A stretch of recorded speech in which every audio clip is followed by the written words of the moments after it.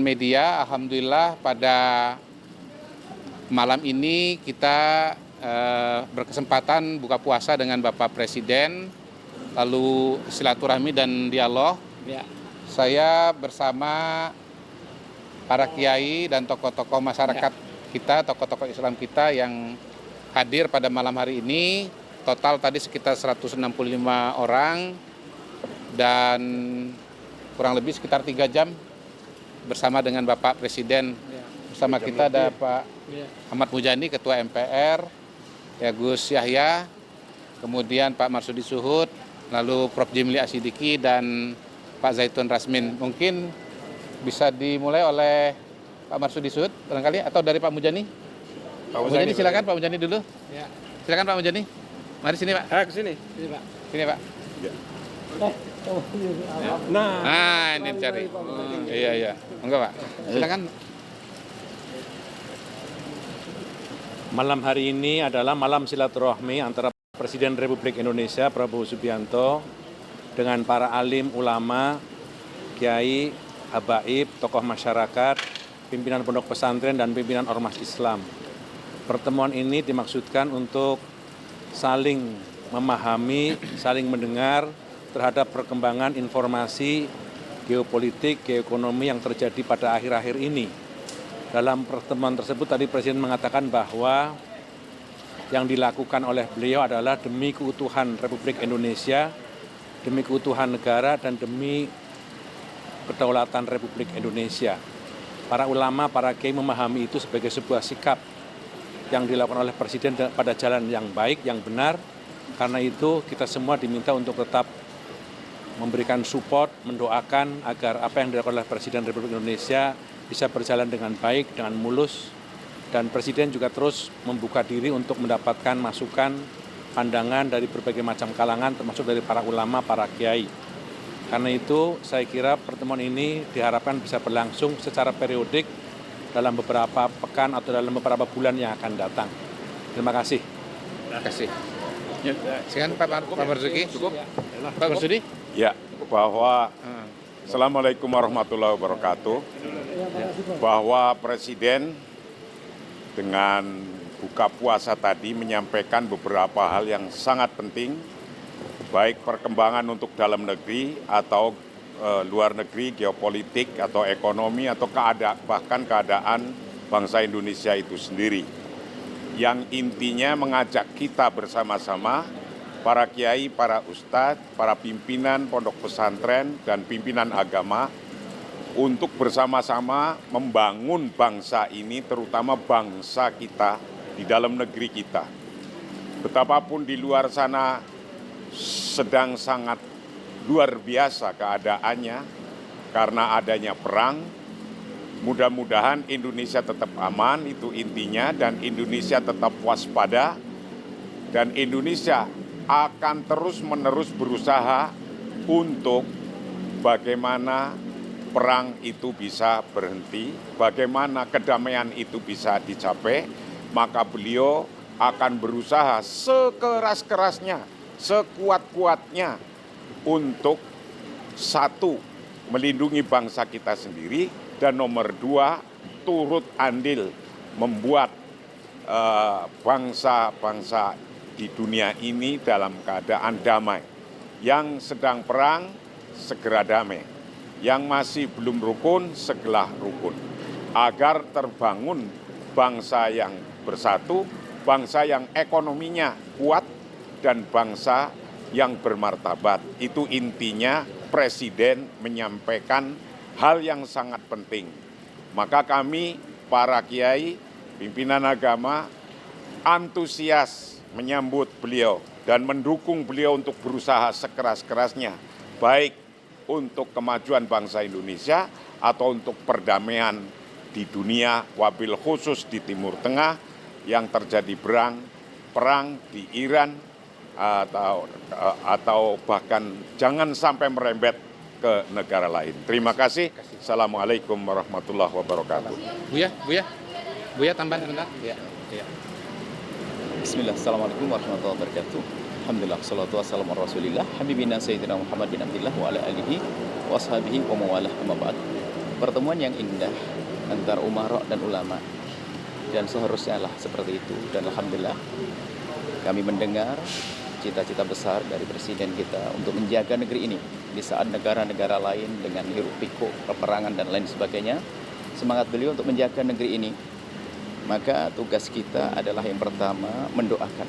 Ini yang sering kita lupakan. Kita mungkin sering bincang, riak dan sebagainya. Kita lupa mohon kepada Allah, semoga Allah memberikan kekuatan.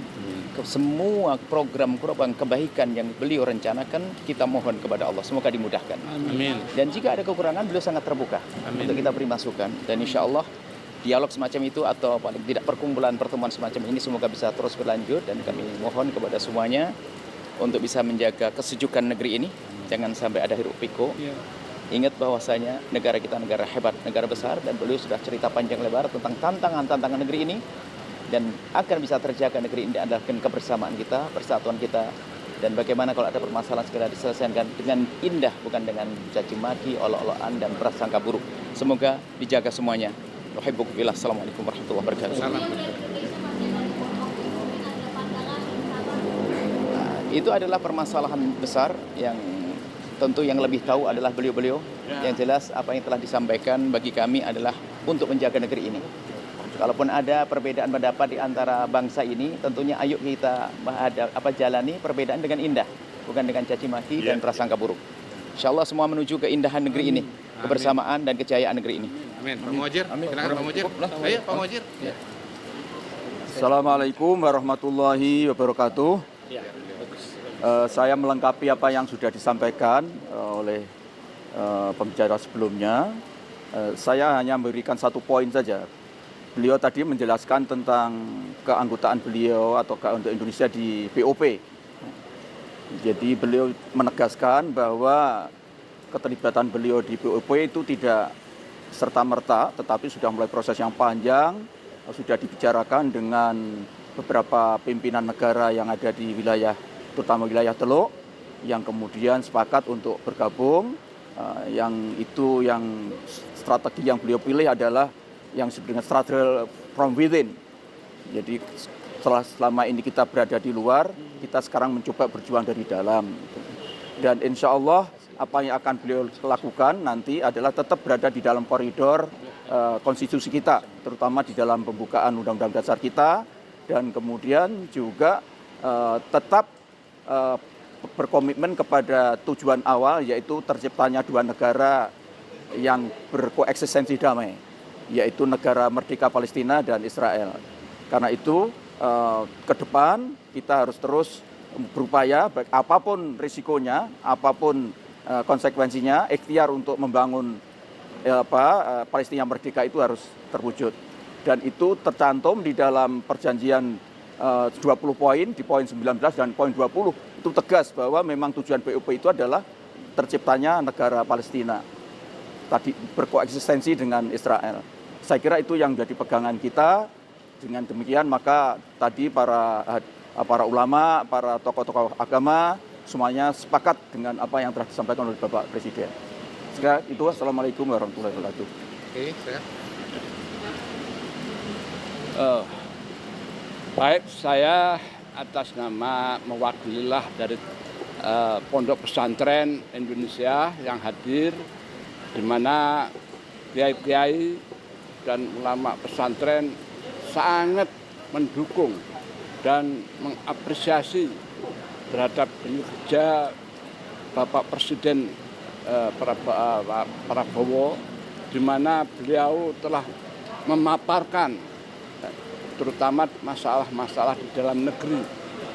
Kalau luar negeri tadi sudah disampaikan oleh Pak Kiai Muhajir. Nah, saya menyampaikan bahwa di sini Pak Prabowo ini bagi saya, bagi kami adalah real Presiden Indonesia.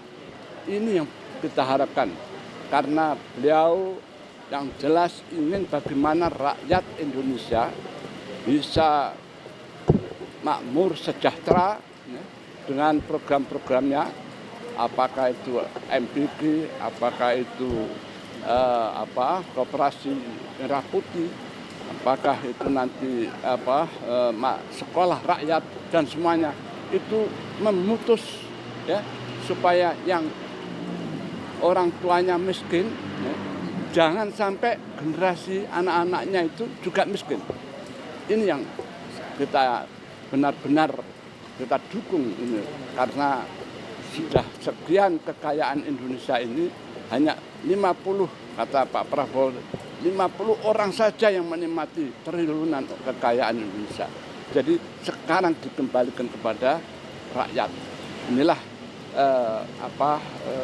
misi yang beliau bawa supaya Indonesia mencapai suatu negara yang harapan kita yaitu baldatun thayyibatun wa rabbul ghafur. Inilah saya hanya mendukung dan mengapresiasi ya, dengan program ekonominya, dan mudah-mudahan dalam tempo tidak lama rakyat kita akan makmur. Dan pemberantasan korupsi ini beliau betul-betul berani, dan tidak ada presiden yang berani menurut saya baru Pak Prabowo ini. Mudah-mudahan berhasil dan keuangan uang-uang yang dikorupsi itu bisa kembali kepada Indonesia, kepada rakyat. Demikian, terima kasih, dan kita doakan Pak Prabowo sehat, panjang umur, dan insya Allah selamat ya, karena kiai-kiai al-ulama dan umaro ini jadi satu sekarang ini. Alhamdulillah, karena dalam hadis disebutkan sinfani idza sholihat nas fa idza fasadat nas. Ada dua kelompok ya. Kalau ketika dua kelompok ini baik, maka baiklah masyarakatnya. Apabila dua kelompok ini hubungannya buruk, rusak, maka rakyat juga akan rusak, yaitu antara ulama dan umaro. Sekian dari hubungan ulama umaro, insya Allah dengan dibina oleh Bapak Presiden Prabowo ini, Indonesia akan menjadi negara makmur, adil, dan santosa. Wassalamualaikum warahmatullahi wabarakatuh. Izin Gus. Assalamualaikum warahmatullahi wabarakatuh. Sebetulnya saya itu merasa agak berat untuk berbicara, nanti dianggap mau memuji, ya. Tetapi ada kaidah lagi, al-haqqu ahaqqu ayyuqal. Kebenaran tetaplah harus dikatakan. Saya sangat terharu sebetulnya karena Pak Presiden berangkat dari kesadaran tentang kondisi yang kita hadapi. Rahimallahu mra'an arafa qadra nafsi. Allah merahmati seseorang yang tahu tentang keadaan dirinya. Dia tahu tentang keadaan bangsanya, tentang kekuatan kita, dan beliau mau berbicara secara terbuka kepada stakeholder umat, ya, para pemimpin umat, tentang bagaimana kondisi kita dan apa tantangannya dan apa peluang kita. Ini poin kedua yang penting. Setelah kesadaran tentang kelemahan kita, tapi beliau juga bicara tentang peluang yang luar biasa yang ada. Dan satu semangat yang membuat kami terharu, bahwa kata beliau untuk kebaikan umat, bangsa, dan juga untuk umat Islam di dunia, apalagi di Palestina dan di berbagai wilayah. Sekecil apapun kemungkinan, kata beliau, saya tertantang untuk berusaha.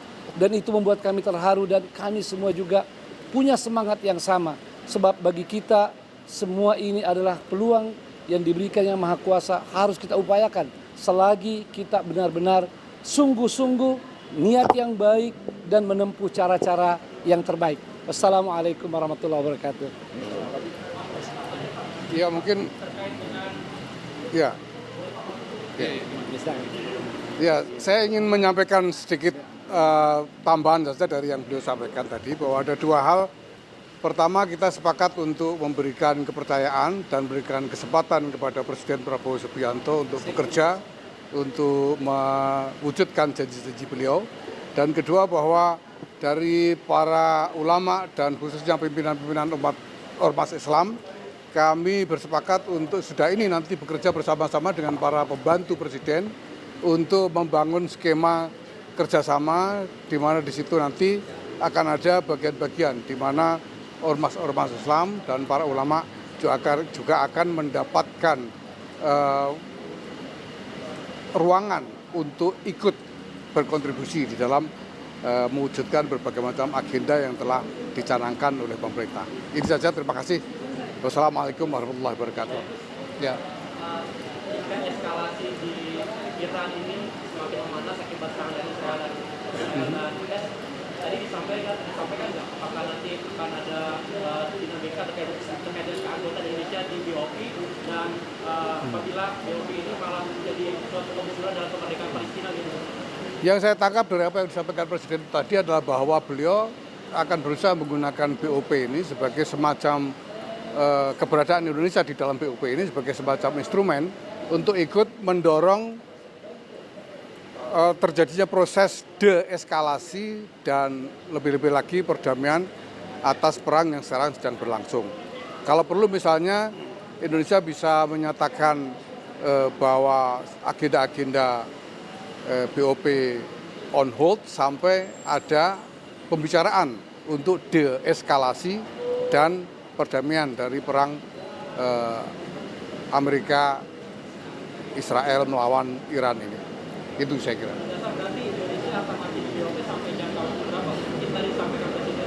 Ya BOP kan juga belum apa-apa.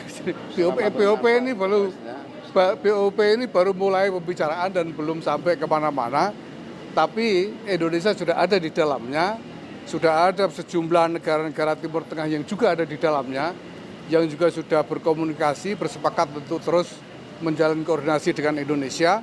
Semua itu nantinya akan bisa menjadi instrumen untuk menjadikan BOP ini justru wahana mendorong terjadinya deeskalasi dan perdamaian dari perang yang sekarang sedang terjadi terkait dengan Iran itu. Ya. Presiden kan menyatakan niat gitu untuk menjadi mediator antara Iran dan Israel gitu ya. Mungkin tadi disampaikan juga Presiden ada arahan seperti apa tuh dalam dialog gitu. Ya, yang jelas bahwa Presiden menegaskan komitmennya, beliau akan melakukan apa saja untuk ikut berkontribusi membantu ke arah perdamaian, penyelesaian masalah, dan lebih-lebih karena penyelesaian masalah terutama konflik di Timur Tengah hari ini akan terkait secara cukup langsung dengan keadaan kepentingan domestik kita sendiri. Maka Presiden akan melakukan semuanya dan alhamdulillah Indonesia dalam hal ini Presiden Prabowo Subianto adalah aktor yang diterima oleh semua pihak sehingga punya peluang untuk bisa menjadi semacam mediator komunikasi di antara pihak-pihak yang terlibat. Saya kira itu. Terima kasih ya. Terima kasih. Assalamualaikum.